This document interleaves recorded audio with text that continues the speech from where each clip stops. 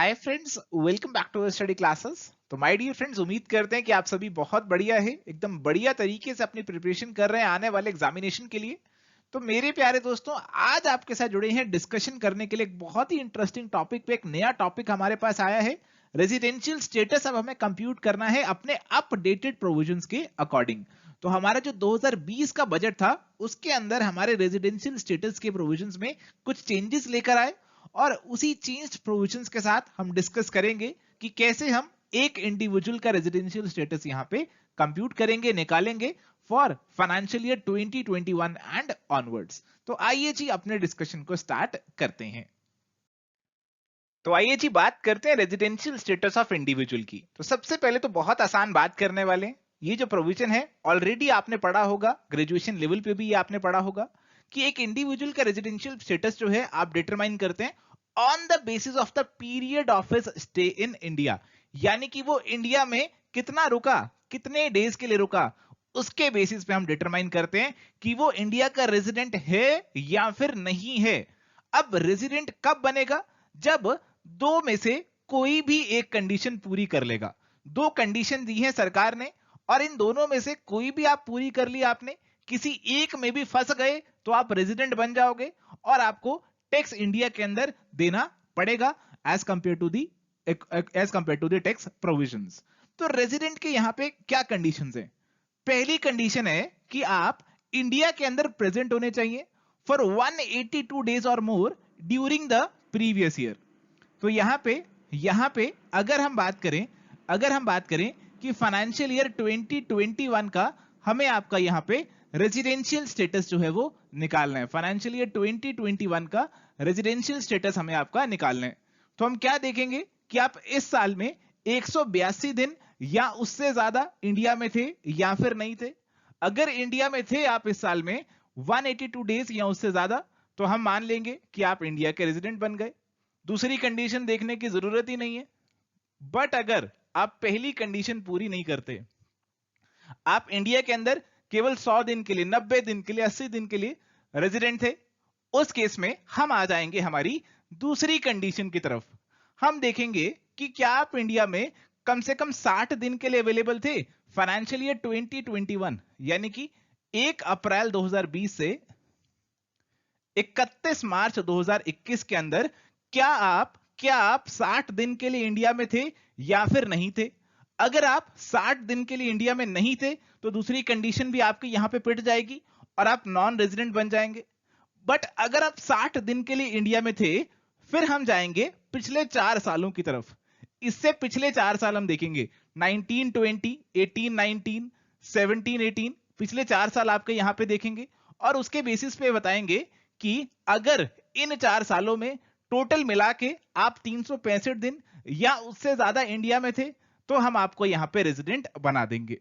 तो ये है जी हमारी दूसरी कंडीशन कि आप 60 डेज के लिए इंडिया में स्टे किया, आपने इंडिया में अवेलेबल थे, और पिछले 4 सालों में, प्रीवियस 4 इयर्स के अंदर आप 365 दिन या फिर उससे ज्यादा इंडिया में अवेलेबल थे, इंडिया में प्रेजेंट थे। तो इनमें से कोई भी कंडीशन आपने पूरी कर दी, पहली या दूसरी में से कोई भी कंडीशन पूरी कर दी, तो आप रेजिडेंट जो है वो यहां पे बन जाएंगे। एग्जाम्पल से देखते हैं। मैं आपको कहता हूं जी, हमारे पास है एक मिस्टर ए। मैं कहता हूं मिस्टर ए, आपको इनका फाइनेंशियल ईयर 2021 का रेजिडेंशियल स्टेटस बताना है। मैं आपको कहता हूं कि फाइनेंशियल ईयर 2021 में ये 200 दिन के लिए इंडिया में प्रेजेंट थे, तो आप कहेंगे भाई ये तो सीधा सीधा रेजिडेंट हो गए, ओके हो गई कंडीशन। अब मैं आपको कहता हूं कि ये जो है केवल 160 दिन के लिए इंडिया में अवेलेबल थे। इस केस में क्या होगा? इस केस में आप कहेंगे पहली कंडीशन तो पूरी नहीं हो रही, दूसरी चेक करते हैं। दूसरी कंडीशन कहती है कम से कम 60 दिन के लिए इंडिया में हो, ये तो पूरी हो रही है। बट साथ में ये भी कहती है कि इससे पिछले 4 सालों में कम से कम 365 दिन के लिए इंडिया में होने चाहिए। तो मैं आपको कहता हूं कि इससे पिछले 4 सालों में वो हर साल 100 दिन के लिए इंडिया में प्रेजेंट थे। तो अकॉर्डिंगली आपकी दूसरी कंडीशन पूरी हो गई और इसीलिए इस केस में भी वो आपके रेजिडेंट यहां पे बन जाएंगे। अब मैं आपको कहता हूं कि आपके जो मिस्टर ए हैं वो फाइनेंशियल ईयर 2021 में केवल 30 दिन के लिए इंडिया में अवेलेबल थे, तो उस केस में ना तो पहली कंडीशन पूरी हुई ना फिर दूसरी पूरी हुई, तो इस केस में मिस्टर ए जो हमारे हैं वो नॉन रेजिडेंट बन जाएंगे। तो उम्मीद करता हूं कि जो बेसिक कंसेप्ट है वो आपको यहां पे समझ में आ चुका है। अब थोड़ा सा डीप चलते हैं।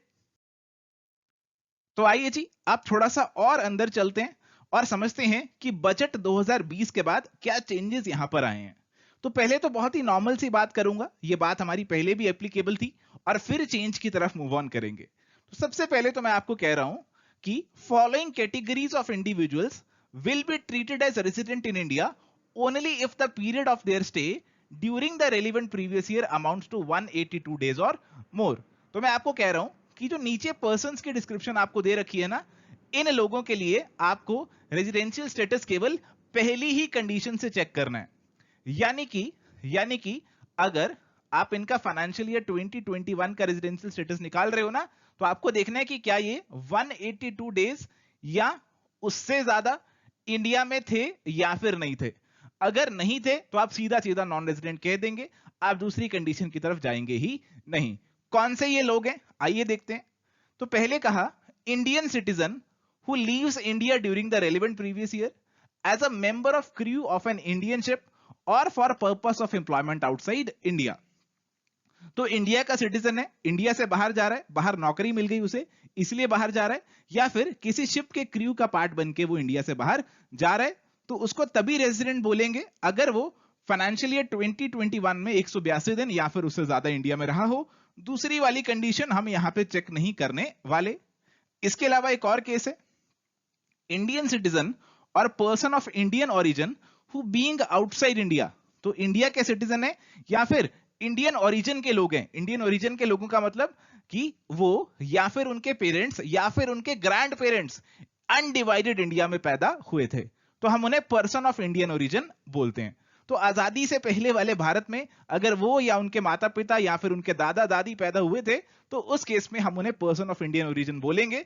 और अगर ऐसे लोग इंडिया आ रहे हैं विजिट के लिए, तो उस केस में भी हम यहां पे दूसरी कंडीशन चेक नहीं करेंगे, केवल पहली ही कंडीशन को चेक करेंगे। तो ये भी बहुत नॉर्मल सी लॉजिकल बात है और आपको समझ में आ गई होगी। क्या समझा हमने यहां पे? हमने समझा, अब तक हमने क्या समझा जी? अब तक हमने समझा है कि आपको इंडिविजुअल का रेजिडेंशियल स्टेटस निकालना है तो आपके पास दो कंडीशंस होती हैं। पहली होती है 182 डेज वाली और दूसरी होती है आपके पास 60 days plus 365 days in previous 4 years. दो कंडीशंस आपके पास होती हैं और जो दूसरी वाली जो कंडीशन है वो कुछ केसेस में आपकी अप्लाई नहीं करती। किन केसेस में अप्लाई नहीं करती? अगर इंडिया का सिटीजन बाहर जा रहा है शिप का पार्ट बनके या फिर एम्प्लॉयमेंट के लिए, तब अप्लाई नहीं करती। या फिर इंडिया का सिटीजन या फिर इंडियन ओरिजिन का पर्सन इंडिया आ रहा है घूमने के लिए, तो फिर भी आपकी दूसरी कंडीशन अप्लाई नहीं करती। आपको केवल पहली ही कंडीशन इन पे अप्लाई करनी है और इसके अकॉर्डिंग इनका रेजिडेंशियल स्टेटस यहां पे निकालना है। तो यहां तक हमें बात समझ में आ चुकी है। अब बात करते हैं कि बजट ने क्या चेंज यहां पे किया है। तो अब बात करते हैं कि बजट ने क्या चेंज यहां पे किया है।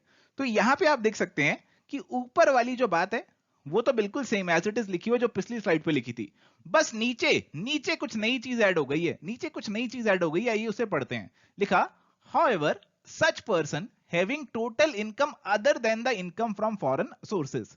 यानी कि हम कह रहे हैं कि एक पर्सन ऐसा है जो कि इन कंडीशंस को पूरा हो सकता है कर रहा हो, इन कंडीशंस को हो सकता है पूरा कर रहा हो, बट उसकी जो इंडिया की इनकम है यानी कि income other than foreign sources, तो यानी कि अगर उसकी इंडिया की जो इनकम है वो 15 लाख से ज्यादा है, 15 लाख से ज्यादा है, तो उस केस में उसको रेजिडेंट कब मानेंगे?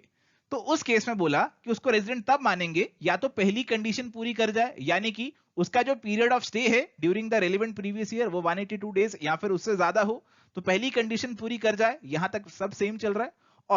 और यहां पे कुछ चेंज आ रहा है। दूसरी कंडीशन देखिए, he has been in India during the 4 years immediately preceding the previous year for a total period of 365 days or more and has been in India for at least 120 days in the previous year। तो यहां पे कहानी में twist आ गया, यहां पे कहानी में ट्विस्ट आ गया। हमने नॉर्मली कंडीशंस दो पढ़ी थी, वो 182 डेज वाली थी। कौन सी थी? 182 डेज वाली थी। और दूसरी हमारे पास जो कंडीशन थी वो थी 60 डेज प्लस 365 डेज। ये कंडीशन आपके साथ डिस्कस करी थी। और हमने दूसरी कंडीशन जो है वो इन लोगों से हटा दी थी।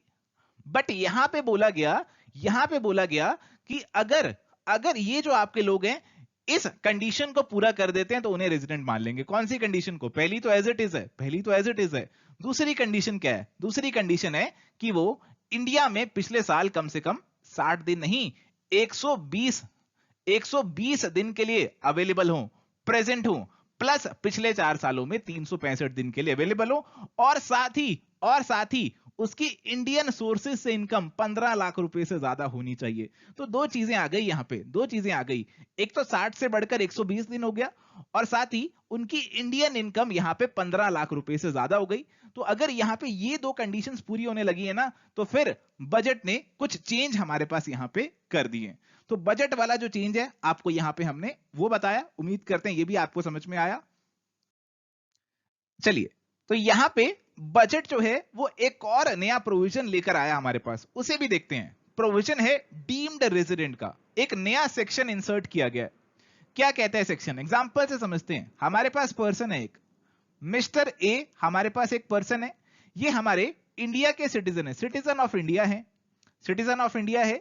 और खास बात इनकी देखो ये है कि पूरे वर्ल्ड में कहीं भी टैक्स नहीं दे रहे, ये कहीं भी नहीं टैक्स दे रहे, तो हम इनको इंडिया में डीम्ड रेजिडेंट बना लेंगे अगर इनकी इंडिया की जो इनकम है, इंडियन सोर्सेज से जो इनकम है वो 15 लाख रुपए से ज्यादा है और पूरे वर्ल्ड में कहीं टैक्स नहीं पे कर रहे। तो हम इन्हें पकड़ लेंगे और हम कहेंगे आओ तुम्हें इंडिया का रेजिडेंट हमने बना दिया और अब तुम्हें इंडिया में टैक्स देना पड़ेगा। तो मिस्टर ए इंडिया में 100 दिन के लिए अवेलेबल थे, मिस्टर ए इंडिया में अवेलेबल ही नहीं थे, 0 डेज के लिए अवेलेबल थे, और उनकी इंडिया की जो इनकम है वो 15 लाख रुपए से ज्यादा थी और किसी भी कंट्री में टैक्स पे नहीं कर रहे। तो उस केस में हम उन्हें इंडिया में फंसा लेंगे और इंडिया की गवर्नमेंट उनसे टैक्स वसूलेगी। तो बहुत ही इंटरेस्टिंग सा प्रोविजन यहां पर लेकर आए। सरकार टैक्स की वसूली करना चाहती है, ऐसे लोगों को नहीं बख्शना चाहती जो कि अपने आप को कहीं का रेजिडेंट नहीं बनाते और कहीं पे टैक्स पे नहीं करते। अब इनको भी टैक्स पे करना ही पड़ेगा। चलिए, इसके बाद हमारे पास आता है आरओआर और आरएनओआर का कंसेप्ट। यानी कि अगर कोई पर्सन रेजिडेंट हो गया, हम चेक करते हैं कि क्या वो ऑर्डिनरली रेजिडेंट है या फिर नॉट ऑर्डिनरली रेजिडेंट है। इसके लिए हमारे पास फर्दर दो कंडीशंस है। ये दोनों कंडीशंस आपको पूरी करनी होती हैं। अगर दोनों कंडीशंस पूरी हो गई तो आप ऑर्डिनरली रेजिडेंट माने जाते हैं। अगर दोनों में से एक भी पिट गई तो आप नॉट ऑर्डिनरली रेजिडेंट यहां पे माने जाते हैं। तो मिस्टर ए मान लीजिए रेजिडेंट बन गए हैं। अब हम चेक कर रहे हैं कि वो आरओआर है या फिर आरएनओआर है, यानी कि रेजिडेंट एंड ऑर्डिनरी रेजिडेंट है या फिर resident and not ordinary resident in India है। पहली condition, he is resident in at least 2 out of 10 previous year preceding the relevant previous year. तो हम फाइनेंशियल ईयर 2021 का उनका रेजिडेंशियल स्टेटस निकाल रहे थे। हमने डिक्लेयर किया कि भाई वो रेजिडेंट है, वो रेजिडेंट है, ये तो हमने डिक्लेयर कर दिया। अब हम निकालना चाह रहे हैं कि फर्दर वो आरओआर है या फिर आरएनओआर है। हम क्या देखेंगे? हम पिछले 10 सालों की तरफ जाएंगे, पिछले 10 सालों की तरफ जाएंगे और पिछले 10 सालों में देखेंगे कि क्या वो कम से कम 2 सालों में इंडिया के रेजिडेंट बनते हैं या फिर नहीं बनते। अगर बनते हैं, पहली कंडीशन पूरी हो जाएगी। और साथ ही ये भी देखेंगे कि पिछले 7 सालों में कम से कम उनका इंडिया में जो स्टे है वो 730 दिन है या फिर नहीं है। अगर पिछले 7 सालों में टोटल स्टे उनका 730 दिन या उससे ज्यादा है तो उनको यहां पे हम दूसरी कंडीशन भी पूरी करवा लेंगे और वो आरओआर बन जाएंगे। अगर 730 दिन से कम है उनका स्टे तो उस केस में वो आरओआर नहीं बनेंगे, वो आरएनओआर बन जाएंगे। तो ये दोनों कंडीशंस एंड लिखा है बीच में, ये दोनों कंडीशंस अगर मिस्टर ए ने पूरी कर दी तो आरओआर कहलाए जाएंगे। अगर एक भी पिट गई तो वो आरएनओआर बन जाएंगे। चलिए जी, तो माय डियर फ्रेंड्स, बात यही खत्म नहीं हो जाती। इसके अलावा भी कुछ चेंजेस हैं, आइए उनको भी देख लेते हैं, उनको भी देख लेते हैं। तो अगर हम बात करें नॉट ऑर्डिनरली रेजिडेंट की, तो आरओआर आपको समझ में आ गया। अगर आप आरओआर की एक भी कंडीशन पूरी नहीं कर रहे तो आप आरएनओआर हैं। यानी कि मैं कहूं, अगर आप पिछले 10 सालों में 9 साल के लिए यहां पे हमारे पास नॉन रेजिडेंट बन गए तो उस केस में आपकी पहली कंडीशन पिट जाती है और फिर आप आरएनओआर बन जाएंगे। या फिर पिछले 7 सालों में आप 729 दिन या फिर उससे कम इंडिया में रुके थे, दूसरी कंडीशन पिट जाएगी, फिर आप आरएनओआर बन जाएंगे। इसके अलावा दो और पॉइंट यहां पर डाल दिए गए हैं। पहले फोर्थ वाला पॉइंट डिस्कस करते हैं। फोर्थ वाला पॉइंट क्या कह रहा है? ये कह रहा है कि अगर कोई individual deemed to be resident in India आपने बना लिए, तो उस केस में उसे नॉट ऑर्डिनरी रेजिडेंट ही बनाएंगे। तो याद है ना आपको, वो पर्सन जो हमने पकड़ा था पूरे वर्ल्ड में कहीं टैक्स नहीं पे करता था, तो उसको तो डायरेक्टली हमने बोल दिया कि वो जो पर्सन है वो तो RNOR ही है, वो ROR कभी नहीं बनेगा। तो ये तो हमने यहां पे डायरेक्टली लिख दिया कि deemed resident will always be a resident but not ordinarily resident, ये तो हमने क्लियर कर दिया। इसके बाद आती है एक और पॉइंट, इसके बाद हमारे पास है एक और पॉइंट। ये पॉइंट क्या कह रहा है? वो कहता है कि if individual is an Indian citizen और a person of Indian origin who comes on a visit to India in any previous year. तो यहां पे वही वाली बात आ गई, रेजिडेंट वाली।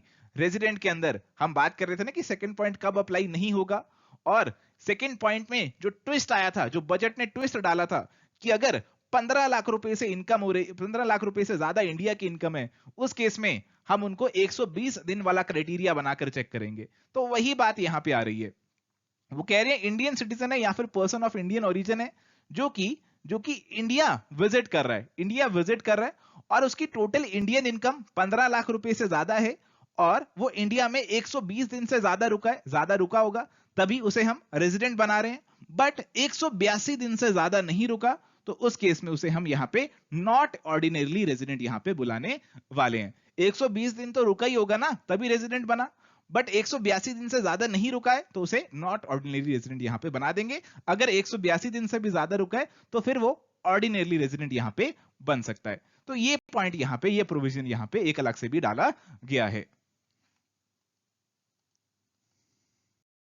सो thank you my dear friends, ये था हमारा डिस्कशन। हमने आपके साथ डिस्कस किया कि रेजिडेंशियल स्टेटस ऑफ इंडिविजुअल का कैसे कंप्यूट होने वाला है, बजट 2020 से क्या चेंजेस आए हैं। उम्मीद करता हूं कि आपको एक बेसिक आइडिया लग चुका है कि क्या चेंजेस हमारे पास आए हैं। देखो, बहुत ज्यादा डीप में हमें जाने की जरूरत नहीं है, हमें बस एक बेसिक क्लैरिटी होनी चाहिए कि अब रेजिडेंशियल स्टेटस से जुड़े प्रोविजंस क्या हैं। बहुत ज्यादा डीप सवाल हमसे नहीं पूछेंगे, बेसिक सवाल जो है वो हमसे पूछेंगे, और उसको आंसर करने की नॉलेज मैंने आपको यहाँ पे दे दी है। जैसे 120 डेज 15 लाख वाला पॉइंट आपको समझाया, डीम्ड रेजिडेंट वाला पॉइंट आपको समझाया। एग्जामिनेशन पर्सपेक्टिव से इसकी बेसिक अंडरस्टैंडिंग ही आपके लिए यहाँ पे एसेंशियल थी, और वो आपको यहाँ पे प्रोवाइड कर दी है। Thank you friends, bye bye, take care, all the best, पढ़ाई करते रहिए।